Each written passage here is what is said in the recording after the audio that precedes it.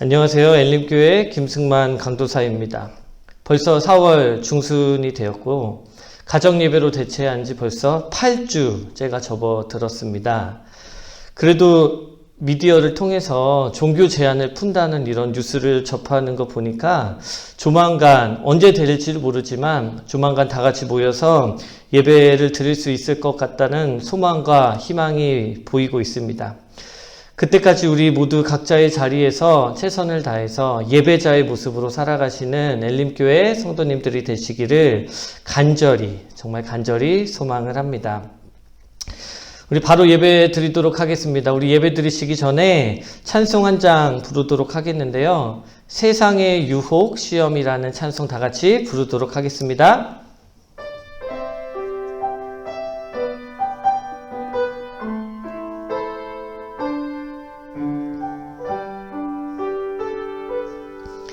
세상의 유혹 시험이 내게 몰려올 때에 나의 힘으론 그것들 모두 이길 수 없네. 거대한 폭풍 가운데 위축된 나의 영혼 어찌할 바를 몰라 헤매이고 있을 때 주를 찬양 손을 들고 찬양 전쟁은 나에게 속한 것 아니니 주를 찬양 손을 들고 찬양 전쟁은 하나님께 속한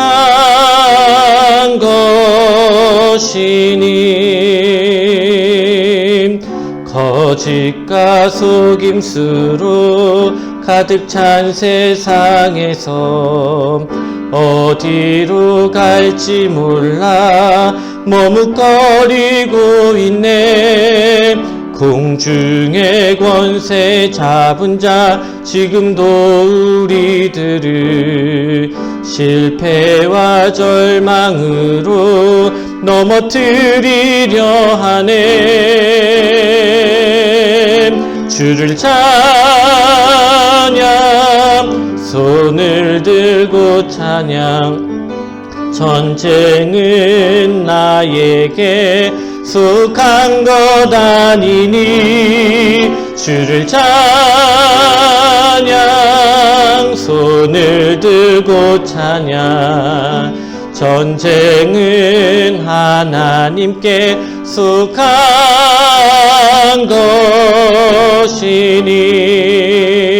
것이니 주위를 둘러보면 아무도 없는 듯 믿음의 눈을 들며 보이는 분 계시네. 지금도 내 안에서 역사하고 계시는 사망과 어둠의 권세 물리치신 예수님 주를 찬양 손을 들고 찬양 전쟁은 나에게 속한 것 아니니 주를 찬양 손을 들고 찬양 전쟁은 하나님께 속한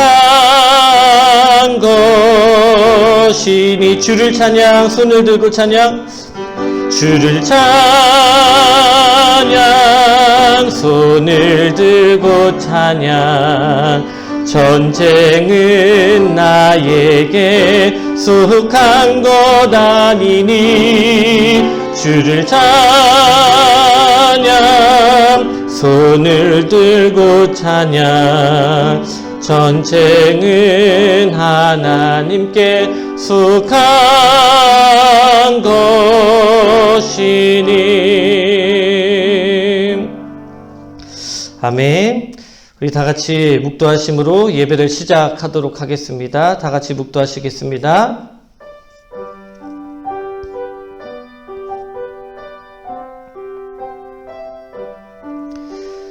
나의 간절한 기대와 소망을 따라 아무 일에든지 부끄러워하지 아니하고 지금도 전과 같이 온전히 담대하게 살든지 죽든지 내 몸에서 그리스도가 존귀하게 되게 하려 하나니 이는 내게 사는 것이 그리스도니 죽는 것도 유익함이라. 아멘. 사랑이 많으신 주님, 지금 이 순간에도 살아 역사하셔서 우리의 예배를 받아주시니 참으로 감사를 드립니다. 오직 그리스도에게 소망을 두는 저희들이 될 수 있도록 도와주시고 사나 죽으나 오직 주님을 위한 삶을 살아갈 수 있도록 도와주시옵소서. 지금 이 예배를 통해 말씀하시는 그 음성에 귀를 기울이기를 원합니다. 감사드리며 이 모든 말씀 예수님의 이름으로 기도드립니다. 아멘. 아멘. 우리 이 시간 다 같이 찬송가 한 장만 부르도록 하겠습니다. 찬송가 301장, 지금까지 지내온 것, 다 같이 찬송 부르도록 하겠습니다.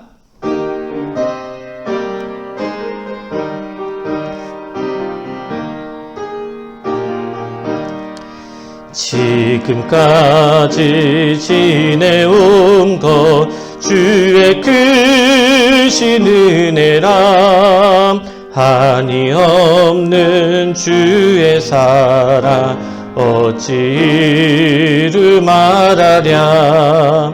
자나깨나 주의 손이 항상 살펴주시고 모든 일을 주 안에서 형통하게 하시네.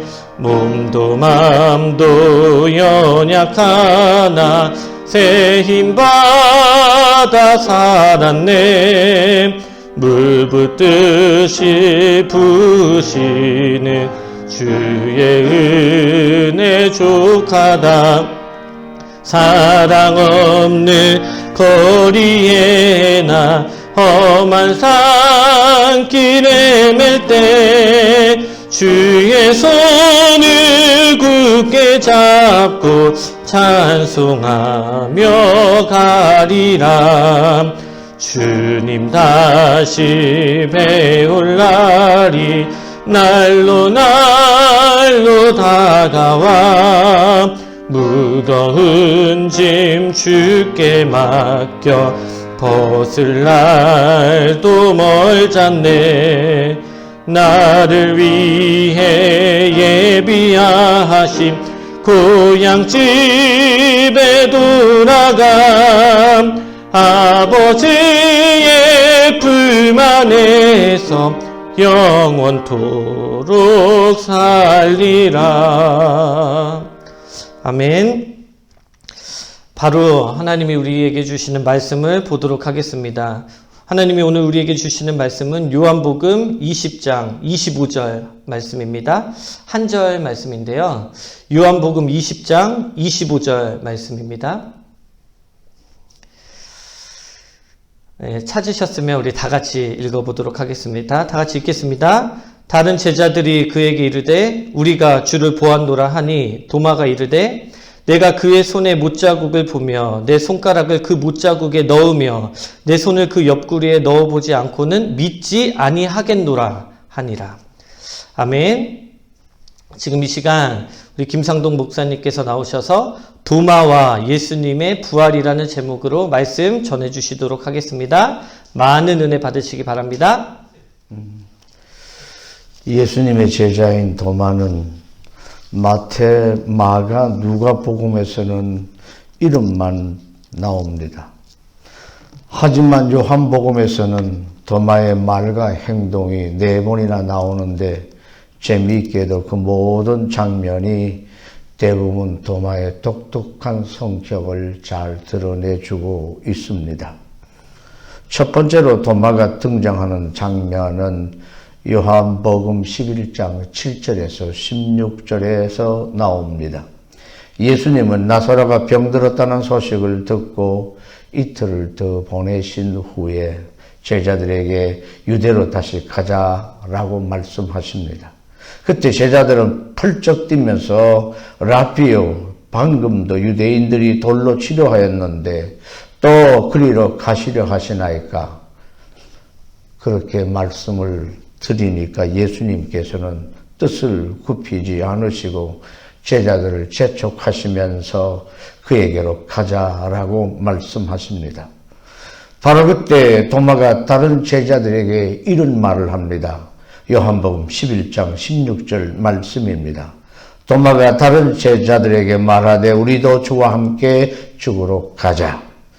이 구절을 보고 도마가 죽음을 각오한 믿음을 가지고 있구나라고 긍정적으로 해석할 수도 있겠습니다만 실제로는 그럴까요? 도마의 말은 일종의 냉소는 아니었을까? 당시 그의 믿음은 그런 순교의 경지에 이를 만큼 큰 믿음은 아니었습니다. 이 고백을 하고 두어 달 후 예수님이 체포될 때 도마는 우리 주님과 함께 죽기는커녕 뒤를 돌아보지 않고 멀찍이 도망가 버리고 말았습니다. 심지어 베드로와 요한처럼 예수님이 어떻게 되시나 보려고 뒤따라가 보지도 않았습니다. 그러니까 도마의 말은 가슴 깊은 곳에서 나온 고백이라 할 수 있을까요? 오히려 아마 그는 이런 뜻으로 말을 하지는 않았을까요? 아이고 저 고집을 어떻게 꺾냐? 가서 그냥 확 죽어버릴까? 뭔가 찜찜한 기분이 드시지는 않으십니까? 일단 다시 우리 두 번째 장면으로 넘어가서 도마의 이야기를 살펴봅시다. 도마가 두 번째 등장하는 장면은 예수님께서 체포되기 직전에 제자들과 마지막으로 많은 이야기를 나누시고 성만찬을 행하신 다락방이었습니다. 여기서 주님은 제자들에게 많은 위로의 말씀을 주십니다. 그중 한 말씀을 보면 너희는 마음에 근심하지 말라. 하나님을 믿으니 또한 나를 믿으라. 내 아버지 집에 거할 곳이 많도다. 내가 너희를 위하여 처소를 예비하러 가노니 라고 말씀을 하시면서 내가 어디로 가는지 그 길을 너희가 아느니라 그렇게 말씀하셨습니다. 주님의 말씀이 여기까지 이르자 도마가 불쑥 입을 여옵니다. 도마가 이르되 주여 주께서 어디로 가시든지 우리가 알지 못하거늘 그 길을 어찌 알겠사옵나이까? 별 문제없어 보이는 이 말도 실은 상당히 도전적인 내용입니다. 당시 제자들은 주님의 십자가를 이해할 수가 없었기에 예수님께서 자꾸 어디로 가신다고 하면서 어딘가에는 알려주지 않아 마음이 매우 불편했습니다. 그래서 베드로가 도마가 말하기 직전에 그 길에 대해 주여 내가 지금은 어찌하여 따라갈 수 없나이까? 라고 물었던 것입니다. 이처럼 가는 곳을 알려주지 않으시면서 내가 어디로 가는지 그 길을 너희가 아느니라고 주님이 말씀하시자 도마가 다시 냉소를 던집니다. 아니 어디 가시는지 말씀도 안 하시면서 그 길을 우리가 알 거라니요? 그게 도대체 말이 됩니까? 세 번째 장면에서는 더 확실히 감이 올 것입니다. 도마의 세 번째 등장은 예수님의 부활 이후였습니다. 부활의 주님을 보지 못한 도마는 부활을 증거하는 다른 제자들에게 이렇게 말합니다. 내가 그의 손에 못자국을 보며 내 손가락을 그 못자국에 넣으며 내 손을 그 옆구리에 넣어보지 아니하고는 믿지 아니하겠노라. 도마는 주님의 못자국에 자기 손가락을 주님의 옆구리에 창난 그 창자국에 자기 손을 넣어보겠다고 구체적으로 말합니다. 도마는 부활을 말하는 동료들에게 야 너희들의 착각 나도 이해할 수 있어. 나도 예수님 보고 싶단 말이야. 그런데 어떻게 죽었던 사람이 살아날 수 있단 말이냐. 너희들 착각 아니냐? 나는 예수님의 부활을 다시 봐야 되고 그 예수님의 못자국에 내 손가락을 넣어 봐야 되겠고, 옆구리에 내 창자국에 손을 넣어 봐야 알겠어. 이런 표현이 스승에 대한 매너 있는 표현일까요?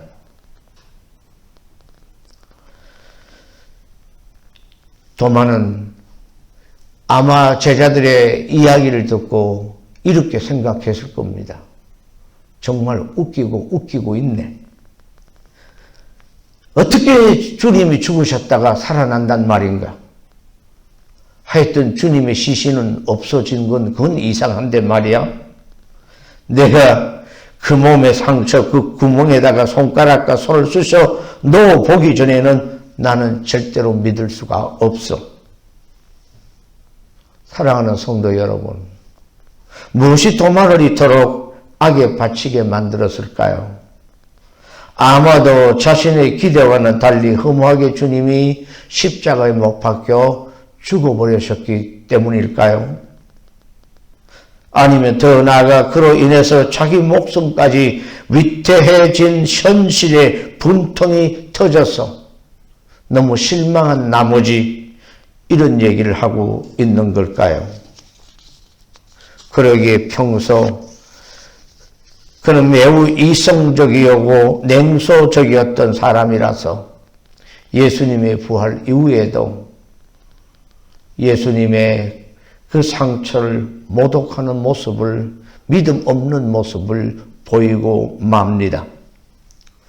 도마의 이야기가 여기서 끝나버린다면 그는 끝내 불명예스러운 제자로 남았을 것인데, 비록 등장할 때마다 차갑고 아주 이성적이고 냉소적인 모습을 보였고, 심지어 날카로운 혀로 주님의 십자가의 상처를 건드리는 모습까지 보였지만, 다행히 네 번째 등장에서는 회개하고 변화되는 모습을 우리에게 보여줍니다. 도마의 세 번째 냉소가 있은 후 다시 8회를 지나서였습니다. 요한복음 20장 26절입니다. 우리가 준수하는 주의 날은 예수님께서 부활하신 날이요, 성령께서 강림하신 날입니다. 다시 강조하지만 우리는 유대교가 아닙니다. 요즘 메시아닉 주 교회가 한국에도 많이 생기기 시작해서 안식일에 예배를 주장해야 된다는 교회들도 많고, 어떤 분들은 부활절은 초실절이지 부활절이 아니라고, 더 나아가서 어떤 분은 모든 주일이 부활주일이어야 한다고 얘기를 합니다. 어떤 면에서는 맞는 얘기이기도 합니다. 우리는 주일날 왜 모이느냐? 주일날 예수님이 우리를 위하여 십자가에 못 박혀 돌아가셨다가 부활절에 부활하셨기 때문에 그 부활의 소망을 갖고 부활하신 날 주일에 모여서 우리는 주님의 임재를 느끼고 주님이 주신 평강과 주님의 십자가와 부활의 사건을 다시 생각하며 용기와 힘을 얻어 위로로서 오는 능력을 받고 세상 속으로 흩어져서 힘있게 하나님의 나라를 전거하기 위해서 주일날 모이는 것이 아닙니까? 주님은 이미 이 안식 후 첫날에 제자들을 만나 세상 끝날까지 이어질 새로운 기독교 예배의 핵심을 가르쳐 주시고자 계획을 세워 두시고서 십자가를 지셨고, 이미 안식일의 주인임을 선포하셨던 주님은 구원의 새 백성들을 위해 구약에 선언된 안식일의 준수의 가치를 안식 후 첫날 곧 주일에 다시 두신 것입니다. 이런 아주 이성적이고 믿을 수 없었던, 보고야만 믿는 이 도마를 향하여 주님께서는 두 번째 예배에 참석한 도마에게 나타나셨습니다. 도마는 예수님을 뵙고 예배의 핵심인 그 손과 옆구리의 의미를 올바로 깨닫게 됩니다. 그래서 그는 이렇게 고백합니다. 나의 주님이시요 나의 하나님이십니다. 주의 십자가와 주의 부활을 참으로 깨닫는 도마는 바로 하나님을 참되게 예배하는 고백을 하게 됩니다. 도마의 말을 통해 우리는 주님의 부활을 섬기는 예배가 곧 참되신 하나님을 섬기는 것임을 우리는 바로 깨닫게 되는 것입니다. 유대인들도 구약 성서를 가진 자신들이 믿는 하나님께 예배를 드립니다. 하지만 그들의 예배가 온전한 예배일까요? 진실을 말하자면 이 시대에 예수 그리스도를 영접하지 않는 상태에서 하나님께 드리는 예배는 모두 가짜입니다. 하나님께서 자기 아들을 이 땅에 보내신 후로는 부활하신 주님께 예배하는 것이 곧 참되신 하나님께 예배를 드리는 것이기 때문입니다. 바로 성부 하나님께서 이것을 친히 계획하시고 선포하셨습니다. 빌립보서 2장 9절에서 11절 말씀을 제가 읽겠습니다. 이름으로 하나님이 그를 지극히 높여 모든 이름 위에 뛰어난 이름을 주사 하늘에 있는 자들과 땅에 있는 자들과 땅 아래에 있는 자들로 모든 무릎을 예수의 이름에 꿇게 하시고 모든 입으로 예수 그리스도를 주라 시인하여 하나님 아버지께 영광을 돌리게 하셨느니라. 예배는 하나님 아버지께 영광을 돌리는 것입니다. 그렇다면 예수님 오신 이후에 인간은 어떻게 하나님 아버지께 영광을 돌릴 수 있는 것일까요? 성경은 예수님께 무릎을 꿇고 예수님을 주로 시인하는 것이 곧 하나님께 영광을 돌리는 것이라고 말씀하시고 계십니다. 그러므로 이제는 부활하신 예수님을 제대로 예배하는 자만이 성부 곧 여호와 하나님께 바른 영광을 돌리는 참 예배자가 되는 것입니다.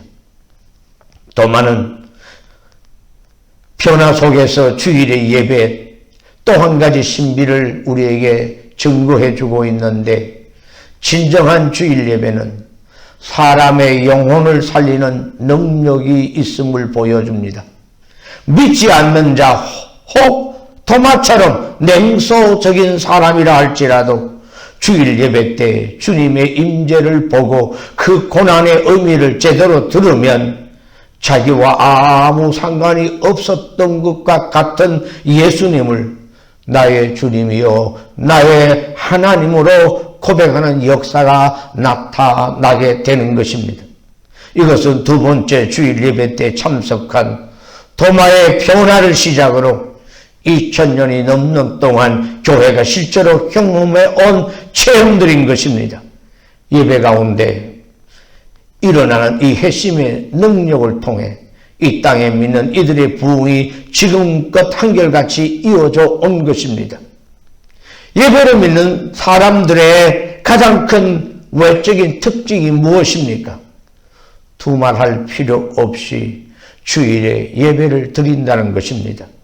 부활 공동체인 교회가 준수해온 주일 예배의 전통은 예수님께서 부활하신 그 첫 번째 주일부터 지금까지 이어온 기독교의 전통이고 더 나아가 신앙의 변함없는 척도입니다.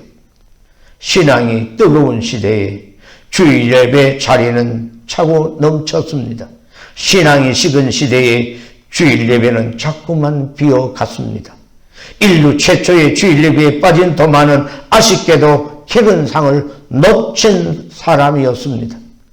상 중에 가장 큰 상이 본래 개근상입니다.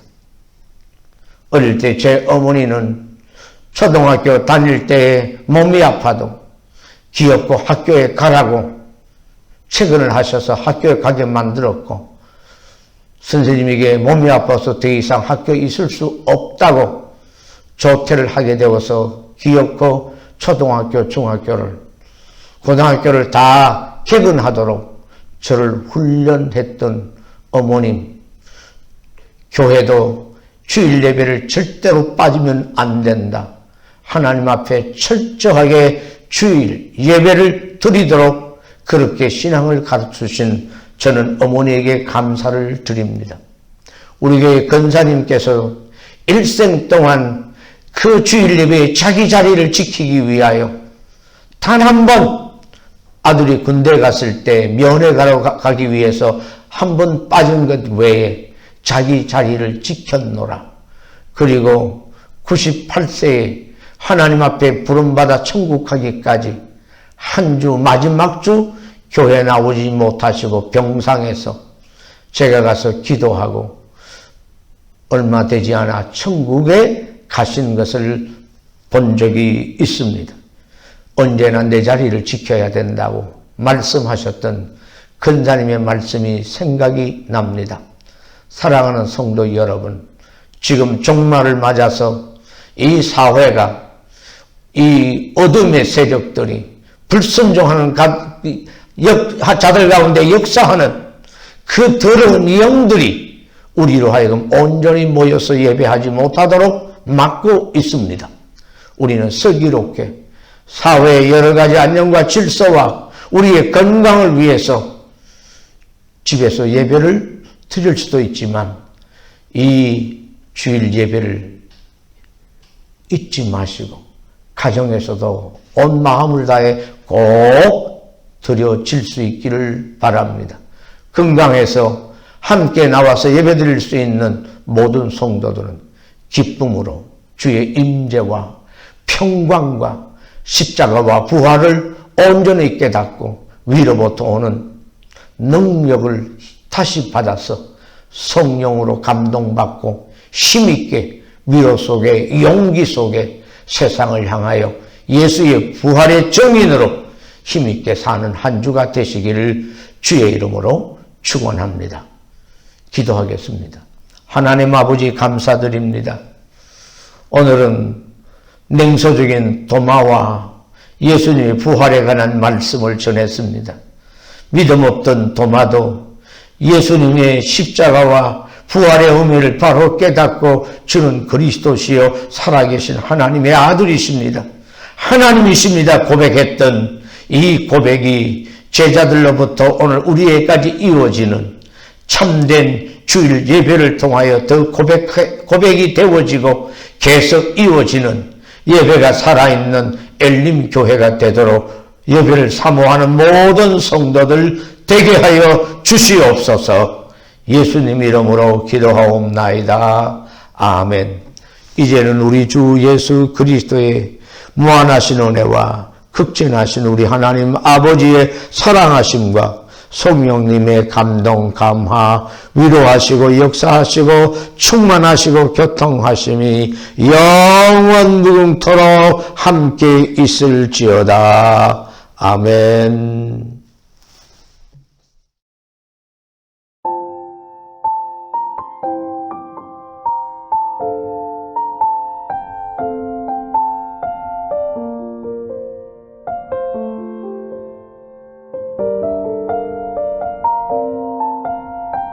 you.